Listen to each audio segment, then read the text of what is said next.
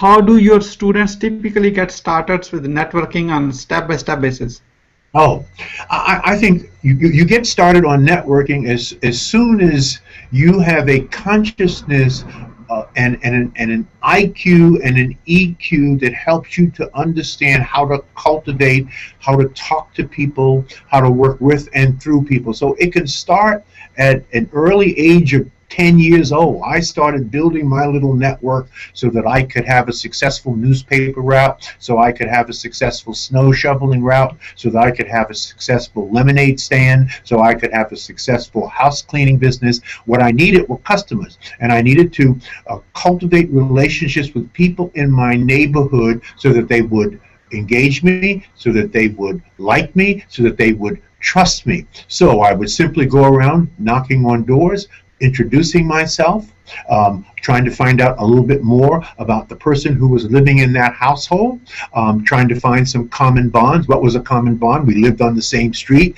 I was a neighbor. I could be trusted. I'm reliable. I built those relationships, and then I passed them a little flyer. Says, if there's any way that I can serve you, if there's anything I can do for you, if there's any help that you need, if there are tasks around your house that you don't want to do, I would be more than happy to do it. I will do it for a very reasonable price, and I will do it in a way that you can trust me to be in your home and to do the tasks that you assign me to do. Well, you can see I was cultivating and building my relationships for my customer base at 10 years old, and that just followed throughout my entire life.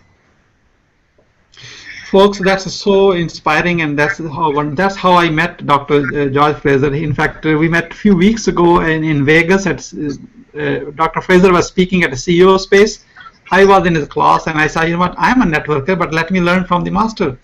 So I was in class, I took my notes, and then I had a pleasure and honor to be sitting next to him on the dinner table. Then we had more intimate, like a conversation, and kind of get to know each other more. Then that's why, see, that's a result of the relationship. You know, I took my time to actually establish relationship with Dr. Fraser, and now he is sharing with us, all of us, this is all it works. This is the proof.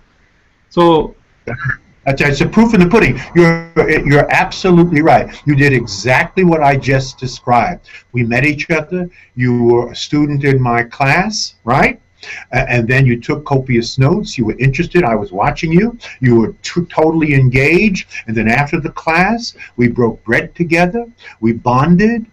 We found that we had common ground, that you also was a master networker. You enjoyed, you learned some things, you said some very kind things and some very nice things to me. And then you did something that most people don't do when effectively networking. You offered something first. You said, listen, I do Google Hangouts, and there are lots of people that come on, and would you like to do a Google Hangout? I would love to serve you in that way. I would love for you to share with my audience, Dr. Fraser, the knowledge that you have about networking. So you offered something first. You didn't say, oh, it's going to cost you $50 to do this. It's going to, you're going to have to give me something back. You gave me something without a condition. You gave unconditionally. And that immediately bonded me to you. That immediately helped me to like you and to trust you, because you understand really what the purpose of life is, and that is to love, to give, to serve, and to add value to somebody or something. So you are a living example of how you begin the process of cultivating real, productive, and meaningful and loving relationships. Oh wow, that's like, thank you. So it's the truth. Thank you. So